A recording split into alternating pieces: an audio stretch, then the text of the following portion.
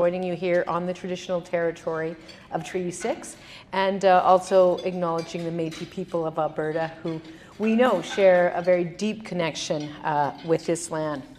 So allow me as well to, Cheryl, thank you so much for your comments as well, and for your introduction of the introduction. As someone who has worked with me for 4 years, I want to thank you for everything that you just said. And of course, also, as someone who worked for me for 4 years, I want to also thank you for all the things that you did not say. It's very good. Anyway, and thank you as well for your introduction there. I'd like, before I get too far into my remarks, to as well just acknowledge some of the members of my caucus who are with me today, and we're going to try again to follow that rule where we hold our applause till the end. See if we can do that the second time round. This is head table part 2. We'll see if that works. Several of our caucus members are here today, so if you can just wave. From Edmonton Riverview, Laurie Sigurdsson. From Edmonton Beverly Clairview, Darren Billis. From Edmonton Centre, David Shepherd over there. From Edmonton McClung, Lauren Dack. From Edmonton Castle Downs, Nicole Goring over there. From Edmonton Manning, Heather Sweet. From Edmonton Whitemud, Raki Pancholi. From Edmonton Highlands Norwood, Janice Irwin. And from Edmonton Mill Woods, Christina Gray. So thank you all for coming in. Did I miss anybody? I don't think so. I think I got you all. So you can now thank them.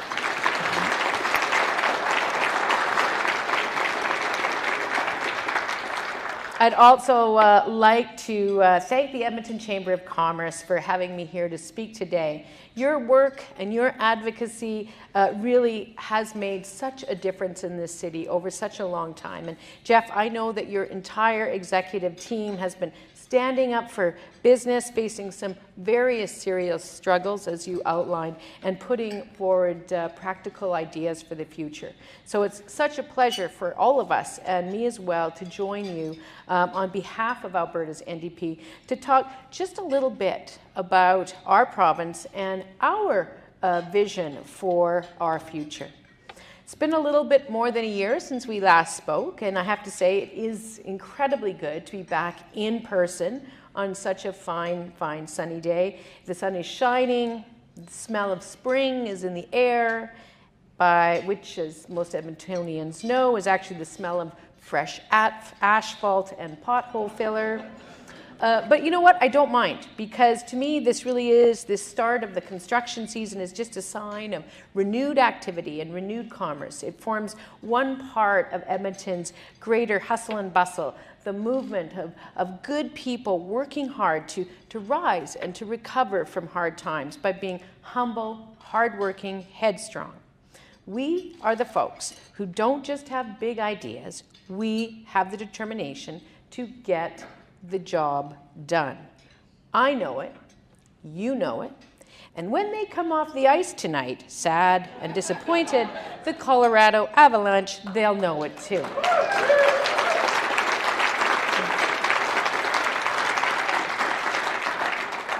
Because you know, Edmontonians, they are both ambitious and realistic, visionary and practical in everything that we do. Whether that's a new process for polypropylene polymers or simply a new kind of belt that completes the outfit. And side note, a big thank you to Unbelt for my new accessories recently. My point is this, is that as Edmontonians, we're a little less tell and a whole heck of a lot more show. Less talk, more walk. And friends, that's the reason that Edmonton is coming through the depths of this recession and beginning to lead the province into a brighter tomorrow. And that's what I want to talk to you about today. Our province's future, and some of what my party sees as the challenges, the opportunities, the solutions. Because make no mistake, while there are some very real positive signs on the horizon, like the unemployment rate coming down and real GDP climbing back up, we also know that this recovery is very, very fragile. And the decisions that we make today will determine how we recover and how many of us actually share in that recovery. Times are tough for many, many people right now. As Jeff mentioned, inflation is at a 30-year high, but Alberta's wage growth is the lowest in Canada. And those who are unemployed are out of work much longer. More young people are leaving the province than ever before. And our healthcare system is still under immense pressure. And of course, poverty is rising. And so that's why our party has been talking to Edmontonians and to Albertans about what we need to build a stronger province and a stronger future. In fact, the last time I was here, and by that I mean on Zoom with all of you, I spoke about our Alberta's Future initiative, our effort to unite Albertans around a conversation about our new economic strategy for years going forward, one that will create good jobs and an inclusive recovery for all. Now, since then, through Alberta's Future, our caucus has consulted with 80,000 Albertans. We've held 47 public meetings and released 12 comprehensive policy proposals on matters that range from value-added bitumen production to affordable childcare to growing the tech sector to energy development to hydrogen and to much more. And we are focused on being propositional, presenting better ideas, and also listening to feedback. So today I want to talk about just a few of those ideas. Specifically, how do we move forward on matters of energy production and growth and protecting the planet from climate change? How do we teach and train Albertans to better prepare future generations for success in the labor market? And importantly, I want to talk a bit about some of what we need to do to make sure Edmontonians recover from the pandemic together, not apart. So let me talk a bit about the future of our energy industry. Edmonton serves as the gateway to our energy development and serves as the hub, really, for all economic activity in northern Alberta and much of northern Canada. And today we know global investment decisions are driven by the need to address climate change and achieve energy sustainability in environments that are politically stable, competitively regulated, and socially responsible.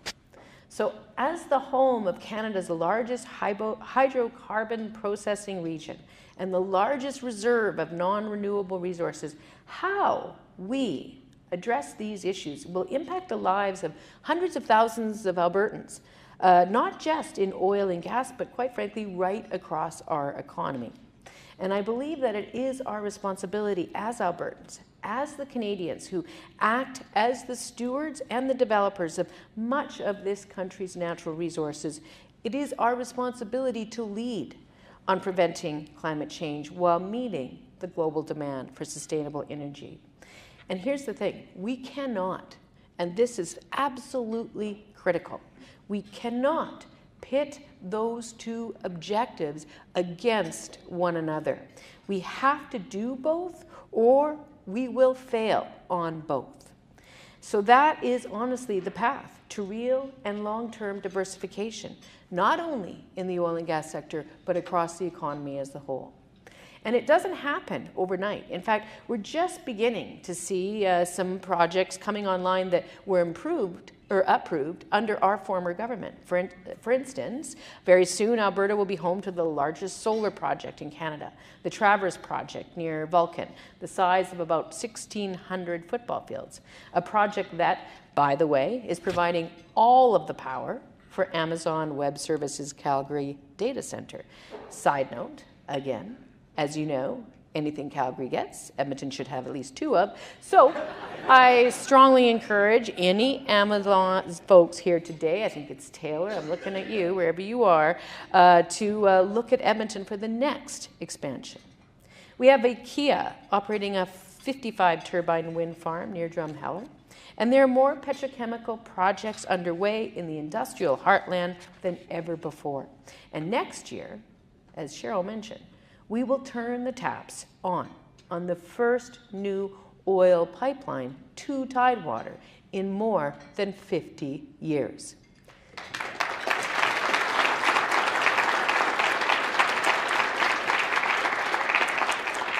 The Trans Mountain expansion is a project that, with your help and with all Albertans working together, my party fought hard to secure, winning over Canadians from coast to coast to coast. And quite frankly, that's what we need more of right now. People finding ways to work together. Today, the oil price spike is driving short-term explosive growth in the energy sector and definitely higher returns to government coffers. But here's the thing. We've all been to this show before, my friends, and we cannot start taking this for granted. Right now, we need to be the credible global energy player we know we can be. And that is why, under any government that I lead, we will grow Alberta's reputation as a global energy leader, pursuing new forms of energy and enhancing our strengths while also diversifying across our economy. Alberta will join the biggest players in our oil sands in achieving one of the most ambitious goals ever set by the industry, net zero emissions by 2050, a future where we're taking as much carbon out of the atmosphere as we're putting in. And our government would go further by achieving net zero emissions in our electricity grid much earlier, by 2035. This particular act has the potential to create 170,000 additional jobs in clean tech and generate $61 billion in GDP, according to even the most conservative estimates.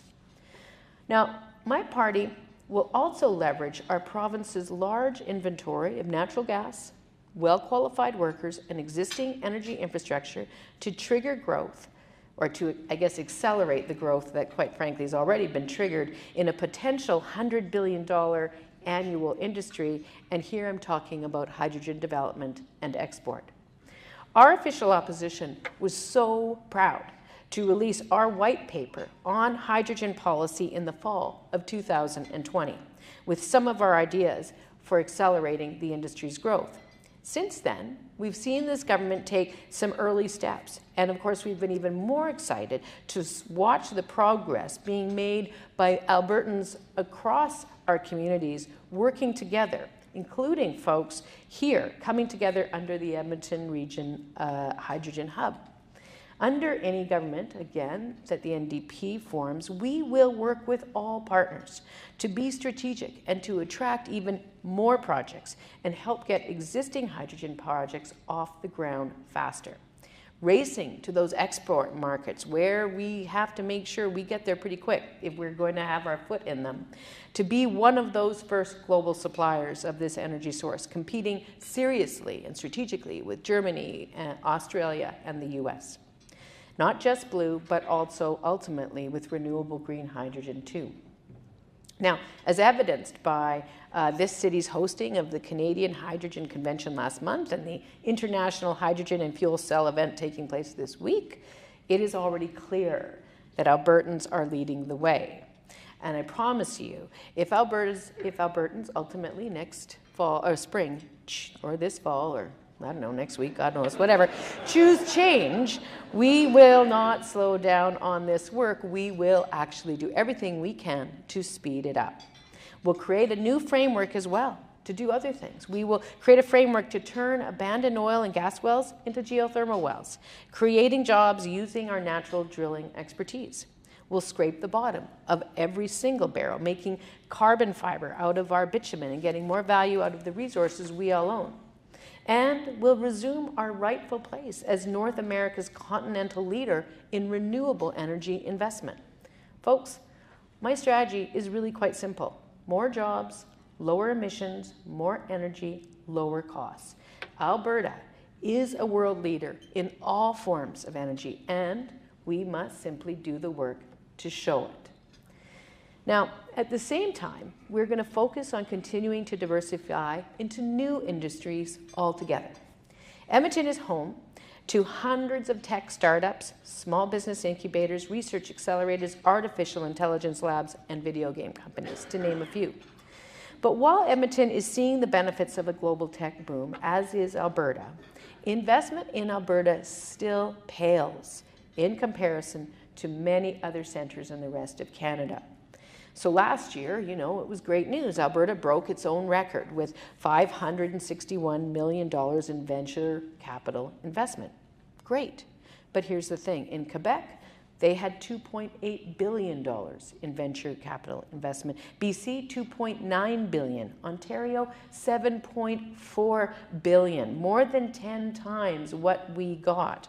So the fact is we must be more competitive and more intentional about how we attract this investment and this industry to our province. And that's why were we in government, and should we be in government, we will act deliberately to support tech startups and scale-ups. We will bring in a new Alberta investor tax credit and a digital and interactive media tax credit to make Alberta more competitive. We'll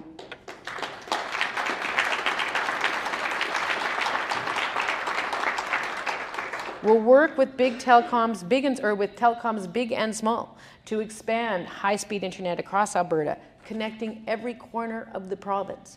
And we'll give Albertans an opportunity to support each other by creating an Alberta Technology Venture Fund, a unique fund, a public fund where Albertans can invest in themselves and their neighbors, good local companies to help them get ahead. We actually wrote a bill to try and get the government to do that even before we got elected. Darren Billis was the author of that bill. Didn't get very far, but we have not given up on this plan. And in the same time, what we're going to do is we're going to help create new jobs by developing a highly skilled, highly specialized workforce. Because we know that strong government partnership with post-secondary institutions, and of course, can and does produce game-changing innovations. And it is by working with those institutions that we are going to develop that highly skilled, highly specialized workforce. So that's what we have to do. Because, you know, for example, in 2017, the U of A's Alberta Machine Intelligence Institute, or AMI as it's known, attracted the attention of Google and their DeepMind project.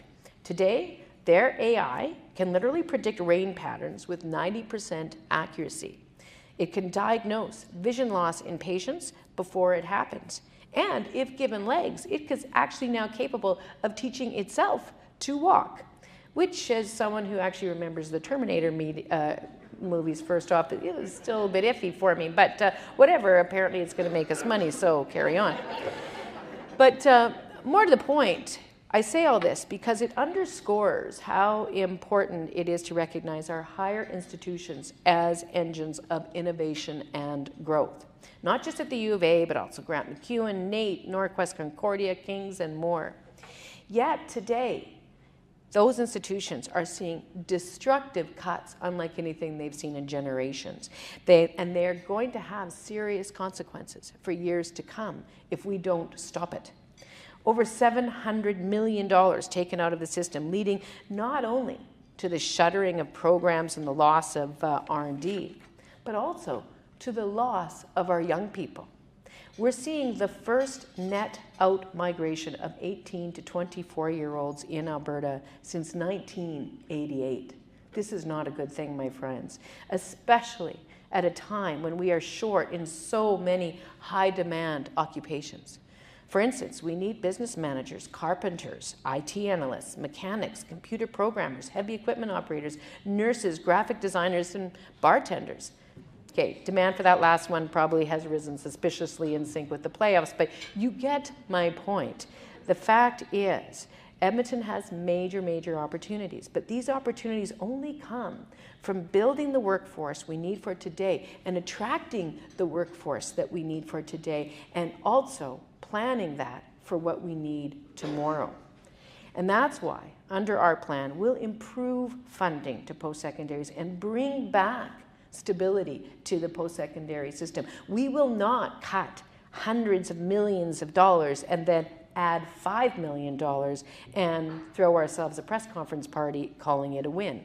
We will simply invest and partner so that we can get the outcomes from post-secondary that we know they can deliver. We will also set our youth up for greater success by offering more jobs, more job training, more apprenticeships, and yes, real on-the-job experiencing. Youth were some of the first to be let go during the pandemic, as many of you know. Right now, unemployment amongst those between 15 and 24 is over 10%. But after our post-secondaries, who are the next biggest contributors to the education of our young people? You are.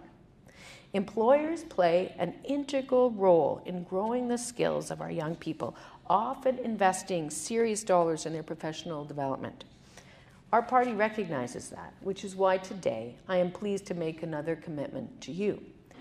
If we are elected in 2023, we will bring back and expand the Summer Temporary Employment Program, or as it's been known for a very long time, the STEP program. For those who don't know, this is a wage subsidy program that directly supports employers to hire and train young people. STEP has been operating in one form or another in this province since the 70s. I myself was a STEP student. To be clear, I was not the first STEP student, so don't start trying to carbon date me there.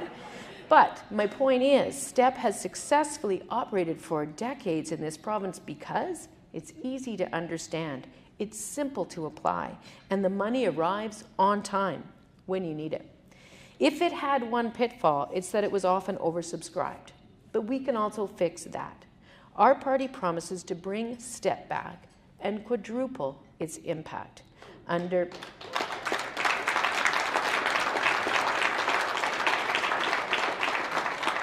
our Super STEP program, employers will receive a $7 per hour wage subsidy to hire students for 16 weeks over the summer.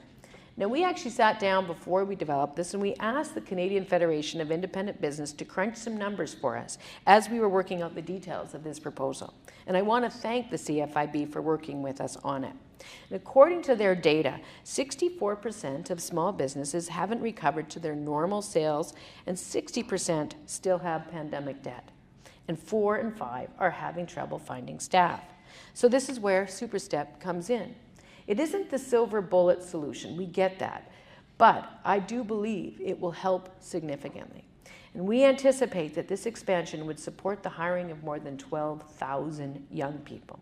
And our analysis shows that this would actually reduce the youth unemployment rate to the same rate as the general population, and perhaps help us keep these incredibly people right here in the province where we want them to stay. Well-educated young people with solid work experience and useful skills are absolutely essential to all of our future. And we want to empower small businesses to help develop their potential. We recognize your role in training the next generation of our workforce. Because here's the thing, if Edmonton is going to have a strong recovery, we need to help people achieve their dreams and lift people up, all people. In fact, that is truly what makes this city so great. And we need to apply that passion and that compassion to other problems, including the complex and serious challenges that we're facing in our downtown right now. Now, Edmonton's downtown has long struggled, we know that. And the serious issues we're facing with poverty, substance abuse, and mental health issues, they're not new. But after years of recession and then the pandemic, more Albertans are actually struggling with these issues than ever before in our province's history. And right now, the province and the city seem to be a little bit locked in a fight about whose responsibility it is to address the matter.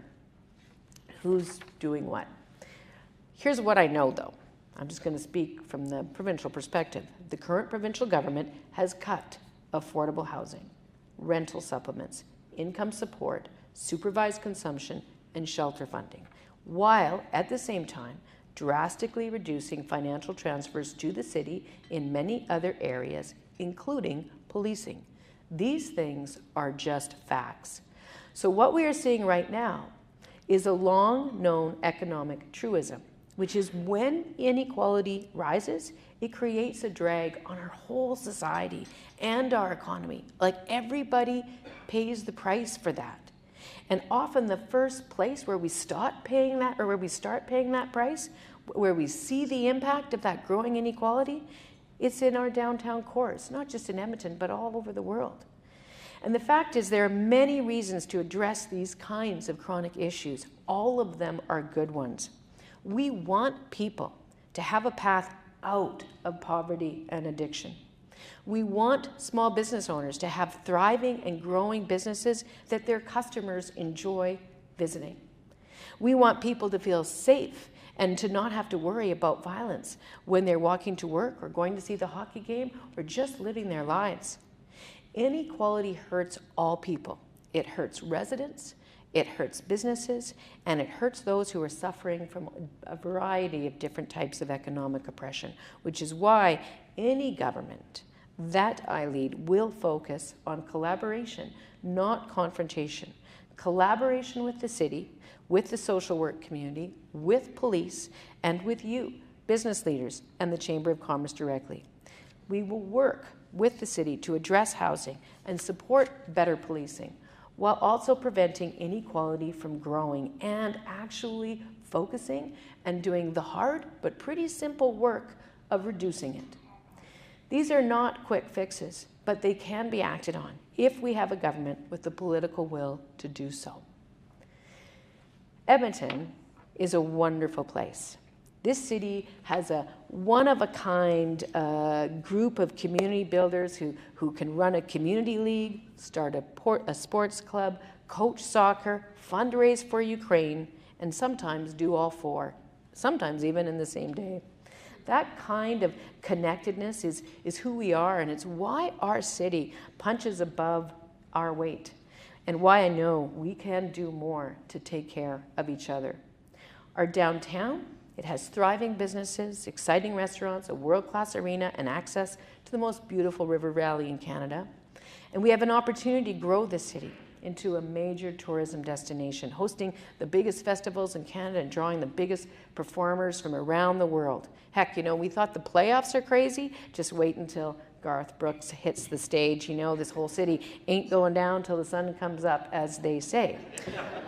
My point is, our downtown has the potential to be one of Edmonton's biggest economic assets as well, so we need to take care of it by taking care of each other. So in closing, there's so much opportunity in our capital region. Edmontonians are driving our economy forward. We don't stake our future on anyone else or wait for other people. We make it happen ourselves. We are young-ish, but no, actually we are young. Just ignore me. We are really young. Optimistic, very optimistic. And if we make the right choices, we will continue to be very much a growing city. Our moment is now. We can lead the next generation, expand our expertise, and solve the challenges of growing our energy industry while successfully fighting climate change. We can protect our post-secondary institutions and create new opportunities that we can't even imagine right now for the next generation of our leaders. And we can push for a recovery that lifts Albertans out of the poverty this pandemic has created and protects our healthcare, protects our education, protects our social support networks. Edmontonians are intelligent, determined, and we will not stop building a better future. I love this city. This is my home, and I will never stop working to make it better, and I know that none of you will either.